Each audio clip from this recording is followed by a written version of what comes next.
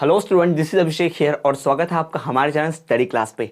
तो जैसा कि आप सबने थंबनेल में देख लिया है कि इस वीडियो लेक्चर में हम बात करने वाले हैं द्वितीय वर्ष का विषय शिक्षा में समावेशी एवं जेंडर मुद्दे के इस विषय के सभी इकाइयों के वस्तुनिष्ठ प्रश्न उत्तर। जी हाँ, सारे ऑब्जेक्टिव क्वेश्चंस। इस पूरे विषय में मात्र 3 इकाई है और इन तीनों इकाई के वस्तुनिष्ठ प्रश्न उत्तरों को मैं एक साथ संगठित करके लाया हूं। यानी इस एक वीडियो को देखकर आप पूरा विषय का ऑब्जेक्टिव वस्तुनिष्ठ प्रश्न उत्तर तैयार कर सकते हैं। तो चलिए बिना किसी देरी के शुरू करते हैं। लेकिन शुरू करने से पहले एक छोटी सी रिक्वेस्ट, यदि चैनल पर अभी नए हो, सब्सक्राइब नहीं किया तो सब्सक्राइब कर लेना और बेल नोटिफिकेशन को ऑल पर जरूर रखना, ताकि जब भी कोई वीडियो आए एमपीटीटी सीटेट इससे रिलेटेड भी सब इंफॉर्मेशन आप तो पहले मैं पहुंचा दूं। चलिए शुरू करते हैं और बात करते हैं यहां पर सीधा वस्तुनिष्ठ प्रश्न उत्तरों की। तो यहां पर दिया हुआ एक स्टेटमेंट कथन कि विशिष्ट बालक वह है जो अंतः व्यक्तिगत भिन्नता रखते हुए अन्य सामान्य बालकों से अंतः व्यक्तिगत भिन्नता रखता है। यानी कि विशिष्ट बालक की यह परिभाषा दी गई है। ठीक है, यह परिभाषा दी गई है और यह परिभाषा है किसकी? श्रीमती राजकुमारी शर्मा जी का। ठीक है, इनका ही कथन है। कथन क्या है कि भाई विशिष्ट बालक वह है जो अंततः व्यक्तिगत भिन्नता रखते हुए, दूसरों से पर्सनल व्यक्तिगत भिन्नता है उसमें, लेकिन सामान्य बालकों की तरफ उनसे भी थोड़ा सा भिन्न है। तो ये जो आपको परिभाषा दिख रही है ये राजकुमारी शर्मा जी ने दी है। अब इस परिभाषा को आप इस्तेमाल कर सकते हो अपना उत्तर लिखने में। अगर आपको कभी परिभाषा पूछ दे विशिष्ट बालक क्या होता है तो ये आप लिख सकते हैं ना। तो इस एमसीक्यू से वो भी प्रिपेयर हो जाता है, तो ये ध्यान में रखिए, इसलिए एमसीक्यूज प्रिपेयर करने हैं। दूसरा, इनमें से किस बालक को बौद्धिक रूप से भिन्न बालकों की श्रेणी में रखा जाएगा? कौन सा बालक होगा जिसे बौद्धिक रूप से, बुद्धि का दिमाग, भाई बुद्धि मतलब वाक यानी बोलना तो नहीं होता, समस्या भी नहीं होता, अपराधी भी नहीं, प्रतिभावान, तो प्रतिभावान बालक है ना। तो जो बालक प्रतिभावान रहेगा उसे बुद्धि वाले बालक के इसमें रखेंगे, बौद्धिक रूप से भिन्न बालक की श्रेणी में रखेंगे। पहले ही बता दूं कि इस शिक्षा में समावेशी एवं जेंडर मुद्दे का गेस्ट पेपर यानी कौन से संभावित क्वेश्चन आने वाले डेट की परीक्षा के लिए हैं वो, और 2023 का प्रश्न पत्र, इन सब का वीडियो भी ऑलरेडी चैनल पर बना रखा है, प्लेलिस्ट चेक करेंगे आपको मिल जाएगी। ठीक, आगे बढ़े, बात करें तीसरा यहां पर देखिए, वो भी एक तरह से कथन ही है, परिभाषा ही है। समावेशी शिक्षा का आशय उस शिक्षा व्यवस्था से, अब पहला हमने विशिष्ट बालक की परिभाषा देखी थी ना, अभी हम समावेशी शिक्षा का देख रहे हैं परिभाषा। तो समावेशी शिक्षा का आशय उस शिक्षा व्यवस्था से है जिसमें सामान्य एवं अक्षम छात्रों को एक साथ शिक्षण प्रदान करते हुए उच्च अधिगम से संबंधित क्रियाओं को सम्मिलित किया जाता है। यानी समावेशी शिक्षा वो है जिसमें सामान्य छात्र को और विशिष्ट छात्र को दोनों को एक साथ बिठाकर एक जैसी शिक्षा दी जाती है। तो ये जो कथन है ये क्या है? प्रो एस के दुबे ने, किसने कहा ये कथन? प्रो एस के दुबे, इनके हिसाब से ये कथन किसकी है? समावेशी शिक्षा का परिभाषा है, इसको ध्यान में रखिएगा। उसके बाद फिर से समावेशी शिक्षा का अभिप्राय, उसका भी परिभाषा यहाँ पर फिर से दिया है किसी दूसरे के हिसाब से। तो समावेशी शिक्षा का अभिप्राय ऐसे छात्रों की शिक्षा से है जो सामान्य बालकों से भिन्न होते हैं और यह शिक्षा उन्हें समझकर तथा अनुकूल वातावरण में प्रदान की जाती है ताकि उनका सर्वांगीण विकास हो सके। यह कथन किसका है? यह कथन श्रीमती राजकुमारी शर्मा जी का है। तो यहाँ पर आप समावेशी शिक्षा के 2 परिभाषाएं देख चुके हैं, एक प्रो एस के दुबे जी का और दूसरा राजकुमारी शर्मा जी का। ठीक, आगे बढ़े। मंद बुद्धि या शैक्षिक पिछड़ेपन का प्रमुख कारण क्या होता है? मंद बुद्धि होना या एजुकेशन में पीछे होना, कम पढ़ाई लिखाई में दिमाग लगना, इसका कारण क्या होता है? हो सकता है वंशानुक्रम, जी हाँ ये भी सही हो सकता है, शारीरिक कमी भी हो सकती है और निर्धनता, गरीबी भी हो सकती है। तो इसका सही उत्तर होगा उपरोक्त सभी। ये सब कारण जो है वंशानुक्रम या फिर शारीरिक कमियां और निर्धनता, ये सब से हो सकता है कि बच्चे के अंदर शैक्षिक पिछड़ापन रहे, यानी पढ़ाई लिखाई में वो दूसरों से पीछे रहे। ये सारे कारण हो सकते हैं। अगला देखिए, वंचित होने वाला जीवन की उद्दीपक दिशाओं की न्यूनता है। वंचित होने वाला जो जीवन है वो वंचित होने वाला जीवन की उद्दीपक दिशाओं की न्यूनता है। तो जीवन में अगर कोई चीज प्रेरणा ना हो, कुछ प्रेरित ना करे तो वो व्यक्ति वंचित हो जाएगा। तो ये परिभाषा किसने दी है? गार्डन। उद्दीपन का मतलब होता है प्रेरित करने वाली चीजें, उद्दीपक का मतलब मोटिवेट करने वाली चीजें। अगर किसी के जीवन में कुछ मोटिवेट करने वाला कुछ है ही नहीं तो भाई वो मोटिवेट ही नहीं होगा, वो उद्दीपक ही नहीं होगा, यानी कि वो मेहनत ही नहीं करेगा, उसको कोई इंटरेस्ट ही नहीं आएगा क्यों पढ़ना है क्या नहीं पढ़ना है, तो वो पिछड़ जाएगा। उसके बाद प्रतिभाशाली बालक शारीरिक गठन, सामाजिक अभियोजन, व्यक्तित्व के गुण, विद्यालय की उपलब्धियां, खेलकूद जानकारियां और रुचियों की बहुरूपता से सामान्य बालकों से बहुत श्रेष्ठ होता है। जो भी प्रतिभाशाली बालक होता है वो हर फील्ड में, सामाजिक हो, शारीरिक हो, विद्यालय की उपलब्धियों में हो, खेलकूद में हो, जानकारी में हो, रुचियों में हो, वो बाकी छात्रों से बहुत ज्यादा अलग होता है, श्रेष्ठ होता है, उनसे कहीं आगे होता है। यह कथन किससे दिया? टर्मन एवं ओडन का। यह कथन किसका है? प्रतिभाशाली बालक का। जो परिभाषा दी गई है ये टर्मन और ओडन के द्वारा दी गई है। अगला देखेंगे आप, सृजनात्मकता किसे कहते हैं? ये हमने गेस्ट क्वेश्चन में भी शामिल किया हुआ है। तो सृजनात्मकता नई वस्तु का सृजन करने की योग्यता है, कुछ नया क्रिएट करना, कुछ नई चीजों का आविष्कार करना, सृजन करना। यह परिभाषा किसने दी है भाई? जेम्स ड्रेवर ने दी है। तो सृजनात्मकता नई वस्तु का सृजन करने की योग्यता है। यह कथन किसका है? यह परिभाषा किसने दी है? जेम्स ड्रेवर ने दी है। तो यहां पर आप सृजनात्मकता की परिभाषा भी देख पाए, विशिष्ट बालक की परिभाषा देख पाए, प्रतिभाशाली बालक की परिभाषा देख पाए। तो ये सब आपको एमसीक्यू पढ़ने से ही मिल जाता है। अधिगम अक्षमता के उपचार की प्रमुख विधि कौन सी है? यानी अधिगम अक्षमता यानी सीख न पाना, सीखने में अक्षम होना, इसका उपचार कैसे करेंगे? व्यवहारिक निर्देश से करेंगे, सही बात है। कंप्यूटर निर्देश से करेंगे, ये भी सही बात है। संज्ञानात्मक व्यवहार में करेंगे, ये भी सही है। यानी इसका सही उत्तर क्या होगा? सभी, उपयुक्त सभी। यानी इन तीनों का इस्तेमाल करके हम अधिगम अक्षमता को दूर कर सकते हैं किसी बालक में। क्लियर है? चलिए आगे बढ़ते हैं। नेक्स्ट आगे देखिए तो भाई यहाँ पर पठन अयोग्यता का प्रमुख कारण क्या है? पढ़ने में असमर्थ होना, ढंग से ना पढ़ पाना, इसका सबसे मेन कारण क्या है? बोलने में कठिनाई हो, सही है, हो सकता है। बोल नहीं पाएंगे तो पढ़ेंगे कैसे? फिर श्रवण दोष, अगर किसी चीज को सुन ही नहीं पाएंगे तो समझेगा भी नहीं, तो ढंग से पढ़ेंगे कैसे? फिर ध्यान का अभाव होना, अगर ध्यान भी नहीं होगा केंद्रित तो भी नहीं पढ़ पाएंगे। यानी इसका सही उत्तर क्या होगा? द, उपरोक्त सभी। यानी कि पठन अयोग्यता का प्रमुख कारण क्या है? बोलने में कठिनाई, सुनने में कठिनाई और ध्यान का अभाव। ये तीनों जो कारण है ये पढ़ने में अयोग्यता देते हैं, ध्यान रखेंगे। अब बढ़ते हैं यहाँ से सीधा रिक्त स्थानों की ओर। यहाँ पर हो गया 1 मार्क्स वाला जो ऑब्जेक्टिव वस्तुनिष्ठ था वो हो गया। अब बात करें रिक्त स्थानों की ओर। ठीक है, तो कौन सी शिक्षा का अर्थ उस शिक्षा व्यवस्था से संबंधित है जिसमें सामान्य छात्र एक अक्षम छात्र, जब नॉर्मल छात्र और एक अक्षम छात्र को मिलाकर साथ में पढ़ा जाए, कौन सी शिक्षा कहलाती है भाई? ये कहलाती है समावेशी शिक्षा। कौन सी शिक्षा होती है?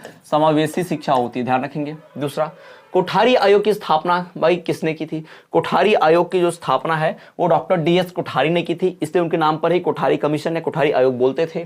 फिर सन कौन से सन में हुआ भाई? एनसीईआरटी का। एनसीईआरटी ने उपागम पत्र के द्वारा कक्षा 1 से 10 के लिए प्रस्तावित आदर्श पाठ्यक्रम की रूपरेखा प्रस्तुत की। यानी पहली से कक्षा 10वीं तक का एक जो आइडियल सिलेबस होता है, पाठ्यक्रम होता है, वो एनसीईआरटी ने कौन से सन में बनाई? तो वो बनाई थी 1975 में। कब बनाई थी एनसीईआरटी ने? 1975 में पहली बार। पोर्टफोलियो समावेशी शिक्षा के संदर्भ में किस चीज का एक महत्वपूर्ण विधि है? आकलन करने का। पोर्टफोलियो से ही आकलन हो पाता है ना, बच्चे का आकलन कैसे हो पाता है? तो भाई पोर्टफोलियो तैयार करके उसके ऊपर नजर रख ले, आकलन की एक महत्वपूर्ण प्रभावी विधि है। इसके बाद बात करें तो भाई समावेशी विद्यालयों में किसको स्वीकार किया जाता है? विविधता को। समावेशी विद्यालय में विविधता यानी अलग अलग चीज भी होगी, अलग अलग छात्र भी होंगे, कोई होशियार, कम होशियार, मंदबुद्धि बालक, सबको लेंगे। तो समावेशी शिक्षा में, समावेशी विद्यालय में सबको शामिल करते हैं, ध्यान रखेंगे, किसी को इग्नोर नहीं करते। यानी इसमें विविधता को स्वीकार किया जाता है। सही उत्तर क्या होगा? विविधता। उसके बाद छठवां देखिए, एक ऐसे आकलन को कहा जाता है जो कमियों के बाद भी दिव्यांग जनों को अपनाकर और उनकी कमियों को दूर करके उन्हें समावेशन की ओर अग्रसर करता है। ये क्या होता है? समावेशी आकलन। समावेशी आकलन, ठीक, इसका उत्तर क्या होगा? समावेशी आकलन। तो समावेशी आकलन एक ऐसे आकलन को कहा जाता है जो कमियों के बाद भी दिव्यांग जन को अपनाकर व उनकी कमियों को दूर कर उन्हें समावेशी शिक्षा की ओर अग्रसर करते हैं, उन्हें समावेशी शिक्षा प्रदान करते हैं। ठीक है, अगला, भारतीय शिक्षा प्रणाली में प्राचीन काल में मात्र किन बालकों के लिए ही शिक्षा की व्यवस्था हुआ करती थी? किस प्रकार के बच्चे पढ़ सकते थे? सामान्य बालक ही पढ़ सकते थे। यानी पुराने जमाने में आप देखोगे तो हमारी जो इंडियन एजुकेशन सिस्टम है ना पुराना, उसमें सिर्फ नॉर्मल स्टूडेंट्स ही पढ़ सकते थे। अगर कोई निःशक्त है, विकलांग है, दिव्यांग है, वो नहीं पढ़ सकता था। ठीक है, तो इस भारतीय शिक्षा प्रणाली में प्राचीन काल में मात्र सामान्य बालक के लिए ही शिक्षा की व्यवस्था हुआ करती थी। अगला देखिए, समावेशी शिक्षा। समावेशी शिक्षा में इसमें कौन से छात्रों को शामिल करते हैं? ऐसे छात्र जो निःशक्त होते हैं, निःशक्त यानी कि भाई जो दिव्यांग या विकलांग होंगे, तथा इसमें सामान्य जो नॉर्मल स्टूडेंट होंगे उनको भी शामिल करेंगे। दोनों तरह के छात्रों को, जो सामान्य है भी और जो सामान्य नहीं भी है, तो सामान्य और असामान्य दोनों तरह के छात्रों को सम्मिलित रूप करके शिक्षा देते हैं। यही समावेशी शिक्षा है। समावेशी विद्यालय में निःशक्त बालकों का मूल्यांकन एक पक्षीय ना होकर कैसा होना चाहिए भाई? यह बहुपक्षीय होना चाहिए। यानी किसी भी बच्चे का, खासकर निःशक्त बच्चे का, आप एक पक्ष मत देखो, है ना, सिर्फ पढ़ाई में मत देखो उसको, बाकी चीजों में आगे है कि नहीं ये भी देखो। यानी बहुपक्षीय होना चाहिए। समावेशी शिक्षा में जब कभी मूल्यांकन किया जाए तो कैसा होना चाहिए? वो बहुपक्षीय होना चाहिए। खासकर किसके मामले में? ये निःशक्त जनों के मामले में होना चाहिए। क्लियर है? चलो आगे बढ़े। इसके एक वाक्य में उत्तर की बात कर लेते हैं, एक वाक्य में जो उत्तर आता है उसकी बात करते हैं। समावेशी शिक्षा का अर्थ लिखिए। तो बहुत बड़ा डेफिनेशन हम पढ़ ही लिए, समावेशी शिक्षा क्या है। तो समावेशी शिक्षा सबको साथ लेकर सम्मिलित करते हुए चलना है, जिसमें सामान्य छात्र भी रहेगा और जो असामान्य छात्र होंगे वो भी शामिल रहेंगे, ऐसे लोग को हम समावेशी शिक्षा कहते हैं। बहिष्करण के स्वरूप बतलाइए, बहिष्करण का स्वरूप क्या होता है। तो भाई बहिष्करण के बारे में बात कर लेते हैं। बहिष्करण का एक स्वरूप वर्ग, जेंडर तथा विशेष आवश्यकता। बहिष्करण का एक स्वरूप क्या है, वर्ग, जेंडर तथा विशेष आवश्यकता, स्पेशल नीड्स। तीसरा, समावेशी शिक्षा की एक विशेषता लिखिए। समावेशी शिक्षा में क्या होता है, इसमें करते हुए समावेशी शिक्षा बिना किसी विभेदन के, यानी कि बिना किसी भेदभाव के सबको शिक्षा देने की बात करती है। समावेशी शिक्षा सामान्य छात्र को भी और जो छात्र सामान्य नहीं है, निशक्त है, विकलांग है, दिव्यांग है, उसको भी बराबर एजुकेशन देने की बात ये करती है। फिर आगे देखिए, प्रांतीय आवश्यकताएं भारतीय। अब ये अगला प्रश्न क्या होगा यहाँ पर, भारतीय कक्षाओं में असमानता कोई एक कारण दीजिए। हमारे स्कूल के जो एजुकेशन, हमारे जो क्लासेस रूम होते हैं, हमारे जो स्कूल होती है, उसमें जो कक्षाएं होती है, उसमें असमानता का एक कारण बतलाइए। तो कारण क्या है, पहला कि इसमें विविधता बहुत ज्यादा देखने मिलेगी आपको। विविधता सबसे प्रमुख कारण है। विविधता मतलब एक छात्र आपको बहुत होशियार मिलेगा, एक छात्र आपको बहुत मंदबुद्धि बालक मिलेगा, है ना, ये कारण है। समावेशी शिक्षा का कोई एक लाभ बतलाइए। समावेशी शिक्षा का कोई एक लाभ, भाई इसमें सभी बालकों का व्यक्तिगत विकास, पर्सनल डेवलपमेंट हो सकता है ना, क्योंकि हर बच्चे पर ध्यान जाएगा, सबको एक जैसा शामिल करेंगे तो सब बराबर शिक्षा ले पाएंगे। फिर अगला, समावेशी शिक्षा के मूल्यांकन की कोई 3 विधि के नाम लिखिए। समावेशी शिक्षा जब हम देते हैं तो उसका मूल्यांकन कैसे करेंगे, तो उसका मूल्यांकन करने की विधि दी है, जैसे कि मौखिक परीक्षण, फिर अवलोकन, लिखित परीक्षण। ये सब 3 जो है ये समावेशी शिक्षा के मूल्यांकन इनसे होता है। समावेशी शिक्षा का मूल्यांकन कैसे होगा, तो इसका मूल्यांकन होगा मौखिक परीक्षण यानी ओरल टेस्ट से, अवलोकन से होगा, फिर उसके बाद लिखित परीक्षण से होगा, रिटन टेस्ट से होगा। क्लियर। अगला देखिए, असमानता का अर्थ लिखिए। असमानता यानी जो इनइक्वालिटी होती है ना, उसका भाई अर्थ लिखिए। तो व्यक्तियों के साथ व्यवहार एक रूपता का ना होना असमानता है, यानी सभी व्यक्तियों का व्यवहार एक जैसा ना होना, यही क्या है, असमानता है। क्लियर। चलिए आगे बढ़ते हैं। आगे देखिए, वस्तुनिष्ठ प्रश्न दूसरी इकाई का, बालक जिनको संप्रेषण की समस्या होती है और उनका स्वर या वाणी अन्य सामान्य बालकों से भिन्न प्रकार की होती है, वह स्वयं भी सजग होता है कि वह अपनी बात कहने में असमर्थ है। यानी जो बच्चा ढंग से बोल नहीं पाता है, वो खुद भी इसको समझता है कि मैं बोलूंगा तो लोग हंसेंगे, ढंग से बोल नहीं पाऊंगा, तो वह उसकी वाणी मधुर नहीं होती, वो बच्चा उतना मधुर नहीं बोलता। यह कथन किसने दिया, ये कथन दिया राइपर ने। ठीक है। अगला, वंचित होना बाल्य जीवन की उद्दीपक दशाओं की न्यूनता है, परिभाषा किसने दी, गार्डन ने। इसके पहले हमने जस्ट पढ़ा था। ऐसे बालक अधिकतर 96% अनुशासित होते हैं। कौन से बालक भाई, प्रतिभाशाली बालक, वो पहले से डिसिप्लिन में होते हैं 96%। महिलाओं से भेदभाव का प्रमुख कारण क्या है, महिलाओं से भेदभाव का प्रमुख कारण हमारा पुरुष प्रधान समाज है। नारी की जो छोटी सोच है कि नारी खुद ही सोचते है कि हम ही इसी लायक हैं, ठीक है, हमारा काम ही चूल्हा चौका करना। अगर महिला ही सोच ले तो पुरुष क्या ही कर पाएगा उसके लिए। फिर सामाजिक समस्याएं भी बहुत इंपॉर्टेंट है, यानी कि उपयुक्त सभी महिलाओं से भेदभाव के तीनों कारण सही हैं। क्लियर। अगला, जेंडर सशक्तिकरण का प्रमुख संकेतक क्या है। जेंडर सशक्तिकरण कब होगा, जब विकास में जेंडर को पहलू को वैल्यू मिलेगी, फिर शिक्षा में भी जेंडर को अहमियत मिलेगी, आरक्षण में भी जेंडर जाएगा। तब जब लिंग को, जेंडर को हर जगह वैल्यू दी जाएगी, समानता माना जाएगा जेंडर को, तब जाके भाई हम क्या कह सकते हैं, जेंडर का सशक्तिकरण होगा। फिर पिता की मृत्यु के बाद पुत्र वारिस होता है, यह प्रतीक किस चीज का है, पिता की मृत्यु के बाद पुत्र को ही सब कुछ मिलता है, पुत्री को नहीं मिलता। तो ये किसका कारण है भाई, ये है पुरुष प्रधान समाज का एक तरह से उदाहरण है। क्या है ये, पुरुष प्रधान समाज का उदाहरण है, प्रतीक है। आगे बढ़े, आगे बढ़े तो यहां देखेंगे आप भाई अगला प्रश्न कि भाई शाला में आवश्यक क्या है। शाला में क्या आवश्यक है, शौचालय, बिजली, पीने का पानी। भाई तीनों जरूरी है, तीनों के बिना काम नहीं चल सकता, तो शौचालय में तीनों की आवश्यकता जरूर है। अगला प्रश्न देखिए, शाला का प्रभावशीलता को बढ़ा सकती है। शाला की प्रभावशीलता है ना, स्कूल को और अच्छा इफेक्टिव बना सकती है। क्या, स्कूल में लैब हो, प्रयोगशाला हो, स्कूल में खेल का मैदान हो, स्कूल में पुस्तकालय हो। अगर ये 3 चीजें हो तो स्कूल और इंटरेस्टिंग होगा, स्कूल में बच्चे पढ़ने आएंगे, रोज आएंगे, उनको मजा आएगा और स्कूल बहुत अच्छी दिखेगी, प्रभावशाली बन जाएगी। ठीक है।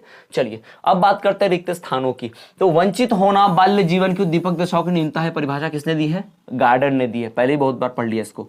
आरसीआई की स्थापना कब हुई, 1992 में हुई। फिर वर्तमान संविधान के 93वें संशोधन में 6 से 14 वर्ष के बालकों को मुफ्त एवं अनिवार्य शिक्षा का प्रावधान दिया गया है। विकलांग जन अधिनियम सन 1995 में पारित हुआ, 1995 में आया। विकलांगों के लिए भी कुछ नियम कानून होंगे, ठीक है, ये 1995 में आया। फिर उसके बाद देखिए 5वां नंबर, कौन सी बीमारी जो होती है मूलभूत संज्ञानात्मक असमर्थताओं पर आधारित होती है, ये होती है डिसलेक्सिया। जी हाँ, डिसलेक्सिया बीमारी होती है जिसमें शब्दों को ढंग से समझ नहीं पाते, भावनाओं को ढंग से समझ नहीं पाते, इनका उद्गम पर प्राय संरचनात्मक होता है। यानी इसके बच्चे जो होते हैं डिसलेक्सिया बीमारी के कारण बच्चों का दिमाग बहुत फास्ट काम करता है, बहुत तेज काम करता है। इस कारण से वो बाहरी दुनिया से एक तरह से संबंध नहीं बिठा पाते, यानी वो इतना तेज सोचते हैं, उनकी बुद्धि, उनके दिमाग में इतने सारे विचार एक साथ चल रहे होते हैं कि वो ढंग से लिख नहीं पाते, ढंग से पढ़ नहीं पाते। हमें लगता है कि इसको कुछ नहीं आता है, ये बेवकूफ बालक है, बट एक्चुअल में वो बच्चे के अंदर बहुत प्रतिभा है, क्योंकि उसके अंदर कई प्रकार के विचार चल रहे होते हैं। तो ऐसे को हम डिसलेक्सिया बोलते हैं। ये बीमारी जैसा होता है। एक मूवी आई थी तारे जमीन पर, उसमें जो छोटा बच्चा था उसको भी यही बीमारी थी, दिखाया गया था उस मूवी के थ्रू। ठीक है, तो आप कभी समय मिले तो जरूर देखिएगा उसको। फिर अगला देखिए यहाँ पर 6वें नंबर का कि किस चीज का संबंध गणित अधिगम से है। डिसकैलकुलिया, जी हाँ, डिसकैलकुलिया जो होता है ये गणित से संबंधित है, यानी गणित के सवाल न हल कर पाना, जोड़ घटाना भाग ये सब प्लस माइनस न कर पाना ढंग से, डिसकैलकुलिया कहलाता है ना। गणित के प्रश्न ढंग से हल न कर पाए तो। विशिष्ट शिक्षा का सर्वप्रथम विकास हुआ भाई कहां पर, तो यूरोप में। विशिष्ट शिक्षा का विकास सर्वप्रथम कहां पर है, यूरोप में। यूरोप में सबसे पहले स्पेशल एजुकेशन की शुरुआत हुई। बाधितों हेतु सहायक उपकरण का निर्माण कब से शुरू हुआ भाई, उपका निर्माण कहां पर होता है, तो ये होता है कानपुर में। यानी कोई दृष्टिबाधित है, कोई कह सकते हो आपकी श्रवण बाधित है, कोई दृष्टिबाधित है, कोई चलने में असमर्थ है, तो ऐसे लोग के जो एलिमेंट्स बनाते हैं चलने के लिए, जो नकली पैर, नकली हाथ, या फिर कान की मशीन, या फिर आंखों के लिए जो चश्मा जो चाहिए होगा, ये सब जो बनती है कहाँ बनती है, हमारे यहाँ कानपुर में बनती है। कहाँ बनती है, कानपुर में। फिर मानसिक बाधितों के लिए राष्ट्रीय संस्थान कौन सा है, मानसिक बाधितों के लिए राष्ट्रीय संस्थान जो है वो कहाँ पर है, हमारे मुंबई में स्थित है। कहां पर स्थित है, मुंबई में। फिर मानसिक बाधितों के लिए राष्ट्रीय संस्थान कहां पर है, मानसिक बाधितों के लिए राष्ट्रीय संस्थान कहां पर है, हैदराबाद में भी है, मुंबई में भी है, दोनों जगह पर आपको मिल जाएगा। फिर अस्थि बाधितों हेतु संस्थान कहां पर दिया गया भाई, दिल्ली। कहां दिया गया है, दिल्ली। अस्थि बाधित यानी जिनकी अस्थियां, हड्डियों के बारे में प्रॉब्लम होती है ना, उनके लिए जो संस्था बनाया गया है, कहां बनाया गया, दिल्ली में। आइए चलिए आगे बढ़ते हैं, अब बात करते हैं एक वाक्य में उत्तर के प्रश्नों की। ऑटिज्म किस प्रकार का रोग है, ऑटिज्म में क्या होता है, मानसिक रोग है भाई, ये मेंटल बीमारी है। फिर ब्रेल लिपि का आविष्कार किसने किया, ब्रेल लुई ने किया था, फ्रांसीसी लेखक लुई ब्रेल ने किया था। फिर जिन बालकों की बुद्धि लब्धि 70 से कम होती है उनको मध्य बुद्धि बालक कहते हैं, यह परिभाषा किसने दी थी, क्रो एंड क्रो ने। किसने दी थी, क्रो एंड क्रो ने, क्रो तथा क्रो ने इसकी परिभाषा दी थी। अफेजिया किस प्रकार की विकृति है, तो अफेजिया भाई मस्तिष्क की एक ऐसी विकृति है जिससे बालक के बोलने की, लिखने के एवं लिखने हेतु शब्दों का समझना, प्रकट करने में अतिमितता और अस्पष्टता दिखाई देती है। इसको हम क्या कहते हैं भाई, अफेजिया। अफेजिया ऐसी बीमारी है जिसमें बच्चा बोलना लिखना ढंग से नहीं कर पाता, स्पष्ट नहीं कर पाता। ठीक, गणित अधिगम तथा गणित संबंधी प्रश्नों को हल करने की समर्था क्या कहलाती है, डिसकैलकुलिया कहलाती है। क्या कहलाती है, डिसकैलकुलिया। अभी हमने जस्ट पढ़ा था इसके पहले ही। फिर उसके बाद डिसग्राफिया का कोई एक लक्षण लिखिए। डिसग्राफिया बीमारी जब होती है तो उसमें क्या होता है, डिसग्राफिया में भाई क्या होता है, डिसग्राफिया में जो बच्चा होता है उसे भाई निश्चित अक्षर और शब्द लिखने में कठिनाई का अनुभव होता है। मतलब मान लो उसको हम लिखने बोले क, तो इसको ढंग से लिख नहीं पाएगा, ये डिसग्राफिया का प्रॉब्लम है। डिसलेक्सिया का प्रमुख कारण क्या है, डिसलेक्सिया क्या होता है भाई, डिसलेक्सिया ऐसी बीमारी है जिसमें तंत्रिका तंत्र संबंधित विकृति है, नर्वस सिस्टम संबंधी, तंत्रिका तंत्र संबंधी। फिर राष्ट्रीय पुनर्वास परिषद का मुख्यालय कहां स्थित है, तो नई दिल्ली में। नई दिल्ली में राष्ट्रीय पुनर्वास परिषद, ये हमने इसके पहले भी पढ़ा हुआ है। फिर उसके बाद CWSN का पूरा अर्थ लिखिए, यानी कि children with special need. CWSN का मतलब क्या है, children with special need, CWSN यानी विशेष आवश्यकता वाले बच्चे, है ना, ये इसका फुल फॉर्म होगा CWSN का, चिल्ड्रन विद स्पेशल नीड, विशेष आवश्यकता वाले बच्चे। तो ये हो गया भाई। चलिए आगे बढ़ते हैं तीसरी इकाई की ओर, हमारी अंतिम तीसरी इकाई कि शैक्षिक नीति निर्धारण के लिए आवश्यक क्या है भाई। इसके लिए तालमेल जरूरी है, सही बात है। स्थानीय आवश्यकताओं की पूर्ति, ये भी सही बात है। तात्पर्यता एवं समरूपता चाहिए, ये भी सही बात है, तुमने लिख दिया। फिर आगे शिक्षा प्रशासकों को शैक्षिक नीति निर्धारण के क्षेत्र में कार्य करना चाहिए। जो शिक्षा का देखरेख करते हैं, जो एडमिनिस्ट्रेशन करते हैं एजुकेशन का, उनको क्या करना चाहिए, उनको नीतियों का सरलीकरण करना चाहिए, नियम कानून इजी बनाने चाहिए, सही बात है। विवेक का प्रयोग करना चाहिए, अपने दिमाग का इस्तेमाल करो भाई, समझ का इस्तेमाल करो, ये भी सही बात है। जनहित का ध्यान, यानी लोगों को ज्यादा से ज्यादा आम लोगों के फेवर में हो, उनके पक्ष में कोई भी नियम बनाया जाए, ये होना चाहिए। तो सही उत्तर क्या होगा, उपयुक्त सभी। उसके बाद शैक्षिक नीतियां मार्गदर्शन करती हैं किस चीज का, बताइए। शैक्षिक नीतियां मार्गदर्शन करती हैं किन चीजों का, तो शैक्षिक नीतियां जो है मार्गदर्शन करती हैं हमारे भाई शिक्षकों का, अन्य कर्मचारियों का, साथ ही साथ और किन का करती है भाई मार्गदर्शन, छात्रों का, है ना। तो शिक्षकों का, अन्य कर्मचारियों का और छात्रों का। सही उत्तर उपयुक्त सभी। तो शैक्षिक नीतियां इन सभी का मार्गदर्शन करती हैं। नीति निर्धारण प्रक्रिया के प्रमुख चरण कितने होते हैं, 3। नीति निर्धारण करने के, यानी कोई पॉलिसी बनाने के लिए 3 स्टेप्स मेन रहती हैं, 3 चरण मेन रहते हैं। शाला की शैक्षिक नीतियों में आस्था होनी चाहिए, भाई कर्मचारियों की, है ना, स्कूल में जो काम कर रहे हैं उनकी, बालकों की, बच्चों को भी विश्वास होना चाहिए और टीचर्स को भी विश्वास होना चाहिए अपने स्कूल के मेथड्स और स्कूल के बारे में। तो कर्मचारियों की, बालकों की और शिक्षकों की ये जो इनका विश्वास रहेगा स्कूल की नीतियों में, स्कूल के प्लानिंग में, तभी जाके स्कूल अच्छे से काम करेगा।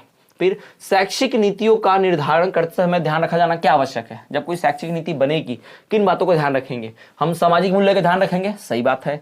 सामाजिक परंपराओं का भी ध्यान रखेंगे, ये भी सही है बिल्कुल। और सामाजिक मान्यताओं का भी ध्यान रखेंगे, यानी लोग क्या मानते हैं, उनकी मान्यता क्या है। तो सही उत्तर होगा उपयुक्त सभी। अगला, शाला में विरोधाभास होने पर शैक्षिक नीतियों का, शाला में अगर स्कूल में विरोधाभास हो, दिख रहा है कि एक दूसरे का विरोध हो रहा है, तब क्या करना चाहिए? तब भाई उन नियमों को स्थिर रहने दिया है या नहीं भाई, बदल देना चाहिए। उन नियमों को क्या करना चाहिए? बदल देना चाहिए। क्लियर, आगे बढ़ेंगे। साला भाई जिस चीज से झगड़ा होने का चांस है उसको बदल दो। फिर शैक्षिक नीति में निर्धारित करते समय क्या आवश्यक है? जब शैक्षिक नीति निर्धारित करेंगे तो तथ्यों की जानकारी होनी चाहिए, सही बात है। शाला के प्रगति यानी प्रोग्रेस यानी स्कूल कैसे प्रोग्रेस कर रहा है, डेवलपमेंट कर रहा है, बढ़ रहा है, उसकी जानकारी। शाला के स्रोतों की जानकारी, कहां से स्कूल को पैसा आ रहा है, कहां से स्रोत है शाला का, जानकारी होनी चाहिए। यानी सही उत्तर होगा उत्तर सभी, उपयुक्त दिख सभी। शाला की नीति निर्धारण से पूर्व आवश्यक क्या है? स्कूल की पॉलिसी बनाने से पहले, स्कूल के नियम कानून बनाने से पहले क्या जरूरी है? शाला से संबंधित मूल्यों तथा मान्यताओं पर विचार करना, सही बात। शाला से संबंधित घटनाओं कार्यप्रणाली पर विचार करना, सही बात। शाला की आवश्यकता तथा उद्देश्यों पर विचार करना, सही बात। तो उपयुक्त सभी ये होगा। स्कूल में लॉ बनाने से पहले ये ध्यान रखना पड़ेगा। ठीक है, आगे बढ़े। रिक्त स्थान, मनुष्य एक कैसा प्राणी है? सामाजिक प्राणी है। क्लियर। भारतीय शास्त्रों में किसकी पूजा का विधान है? नारी की पूजा का विधान है। मनुष्य क्या है? सामाजिक प्राणी है। मनुष्य जो है एक सामाजिक प्राणी है। किसकी पूजा का प्रावधान है समाज में? नारी की पूजा का कह सकते प्रावधान है, यानी हमारे यहाँ नारी की देवी मान के पूजा की जाती है। फिर स्त्री, भारत एक कैसा देश है? कृषि प्रधान देश है। भारत जो है एक कृषि प्रधान देश है, पुरुष प्रधान देश है। याद रखिएगा, खेती बाड़ी नहीं है, जेंडर से संबंधित विषय है, इसलिए कृषि न लिख के हम क्या लिखेंगे यहाँ पर? पुरुष। भारत एक पुरुष प्रधान देश है, पेट्रियार्की हमारे देश में, यानी हमारे देश में पितृसत्ता चलती है, पुरुष प्रधान समाज। ठीक है। स्त्री प्रधान देशों में स्त्री की क्या होती है? प्रधानता होती है। स्त्री प्रधान देश में स्त्री की ही प्रधानता होती है, यानी महिला ही वहां मेन मानी जाती है। फिर परिवार का सर्वश्रेष्ठ समझा जाता है किसको? पिता को, पुरुष को, है ना। जो पुरुष होता है, जो परिवार में पिता होता है, उसी को सर्वे सर्वा यानी सबसे हेड उसी को मानते हैं। भारत के समाज की बात कर रहा हूं। फिर समाज में किस आधार पर विकास योजनाएं बनाई जाती है? समाज में जेंडर के आधार पर, यानी इस लिंग वाले को, इस जेंडर वाले को इस प्रकार की योजना, उस लिंग वाले, उस जेंडर वाले को उस प्रकार की योजना। तो समाज में जेंडर के आधार पर ही विकास की योजनाएं बनाई जाती हैं। फिर आगे, प्रकृति का लिंग से वही रिश्ता है जो संस्कृति का किससे? प्रकृति का लिंग का वही रिश्ता है जो संस्कृति का रिश्ता किससे है? जेंडर से। जो संस्कृति का जेंडर से। उसके बाद, सर्वांगीण उन्नति तथा विकास हेतु किसकी आवश्यकता है भाई? निष्पक्षता की। निष्पक्षता तथा समानता, इससे सबका विकास हो पाएगा। फिर किसका विकास विद्यालय में तीव्र गति से होता है भाई? इसमें समूह की भावना, ग्रुप में रहते हैं ना, स्कूल में गैंग बनती है, तो समूह की भावना का विकास विद्यालय में बहुत तीव्र गति से होता है। लास्ट, चुनौतीपूर्ण लिंग की दशा में सुधार लाने के लिए केवल शिक्षा ही एकमात्र उपाय है। जी हाँ, अगर आपको लिंग भेद हटाना है, अगर आपको ये लड़का लड़की का भेद हटाना है, तो सबसे जरूरी जो चीज है वो क्या है? शिक्षा, एजुकेशन दीजिए, पढ़ाइए लिखाइए, अपने आप बाकी चीजें सुधर जाएंगी। तो आगे देखिए, एक वाक्य एक उत्तर की बात करें तो पहला, विश्व विकलांग दिवस कब मनाया जाता है? तो विश्व विकलांग दिवस 3 दिसंबर को मनाया जाता है, 3 दिसंबर को। उसके बाद, भारतीय समाज किस प्रकार का है? भारतीय समाज पुरुष प्रधान समाज है। समाज में बालिकाओं के प्रति किस प्रकार की सोच है? कि नकारात्मक सोच है। लड़कियां पढ़ लिख नहीं सकती, लड़कियां कमजोर होती, लड़कियां ये नहीं कर सकती, वो नहीं कर सकती, तो नकारात्मक सोच है बालिकाओं के बारे में। क्या वर्तमान में भी नारी की योग्यता पर संदेह किया जाता है? बिल्कुल हाँ भाई, वर्तमान में भी नारी पर संदेह किया जाता है, डाउट करते हैं, लड़की है कर ही नहीं सकती। भारतीय पुनर्वास परिषद एक्ट 1992 का संबंध किस चीज से है? इसका संबंध मानव संसाधन का विकास करने तथा असमर्थी बालक को पुनर्वास संबंधी सुविधाएं देने से है। यानी इस पुनर्वास परिषद एक्ट 1992 में यह किया गया कि जो भी बालक असमर्थ हो, उसका विकास ना हो रहा है, ऐसे बालक को पुनर्वास संबंधी सुविधाएं देंगे, है ना, ये इससे संबंध है। निशक्तता अधिनियम कब पारित हुआ? निशक्तता अधिनियम जो 1995 में पारित हुआ, हमने इसके पहले भी पढ़ा इसको। लैंगिक समानता क्या है? लैंगिक समानता का मतलब है पुरुष और महिला के साथ समान व्यवहार करना, कोई भेदभाव न करना, ये लैंगिक समानता हुई। जेंडर क्या है? तो जेंडर क्या है? तो भाई जेंडर शब्द का अर्थ महिला व पुरुष दोनों की सामाजिक व कह सकते हैं सांस्कृतिक स्थिति से है, यानी समाज में उनकी स्थिति क्या है, और संस्कृति में उनकी स्थिति क्या है, ये जेंडर शब्द से पता चलता है। तो जेंडर शब्द इसीलिए इस्तेमाल करते हैं। तो ये हो गया स्टूडेंट्स आपका शिक्षा में समावेशी एवं जेंडर मुद्दे इस विषय के सभी तीनों इकाइयों के सबसे इंपॉर्टेंट महत्वपूर्ण प्रश्न उत्तर जो मैंने आपके सामने रख दिए। यही आपको पढ़कर जाना है। इनमें से ही 100% संभावना आपको ऑब्जेक्टिव क्वेश्चन पूछेगा। नहीं तो इन ऑब्जेक्टिव क्वेश्चन की मदद से आपको कई लॉन्ग क्वेश्चन भी आप लिखकर आ सकते हो अगर ये याद रहते हैं तो ये एक वीडियो देखकर आप पूरी तैयारी कर सकते हो। अगर ये वीडियो पसंद आई हो, आपको मेरी मेहनत जरा से भी अच्छी लगी हो, तो प्लीज चैनल को सब्सक्राइब करके बेल नोटिफिकेशन ऑल पर रखना और अपने दोस्तों के साथ, फ्रेंड के साथ शेयर करना। आपका जो ग्रुप होगा व्हाट्सएप वगैरह का, वहां पे इस वीडियो के लिंक भेजना। आपने स्टडी जहां पर भी आप एग्जाम देने जा रहे हैं एग्जाम सेंटर पर, वहां पे भी चैनल की बात करना, वहां भी उनसे पूछना कहां से पढ़ रहे हैं और ये चैनल जरूर सजेस्ट करना। साथ ही साथ अन्य वीडियो देखने के लिए आप हमारे चैनल की प्लेलिस्ट चेक कीजिए। जाके प्लेलिस्ट में आपको गेस्ट पेपर की वीडियो, एमसीक्यूज की वीडियो और 2023 का प्रश्न पत्र का रिव्यू, ये सब कुछ आपको वहां पर मिल जाएगा। जरूर देखें, परीक्षा की तैयारी 100% हो जाएगी। चलिए स्टूडेंट्स, आज की क्लास में इतना ही। मिलेंगे आपसे अगले वीडियो में। तब तक के लिए देखते रहिए हमारा चैनल स्टडी क्लास।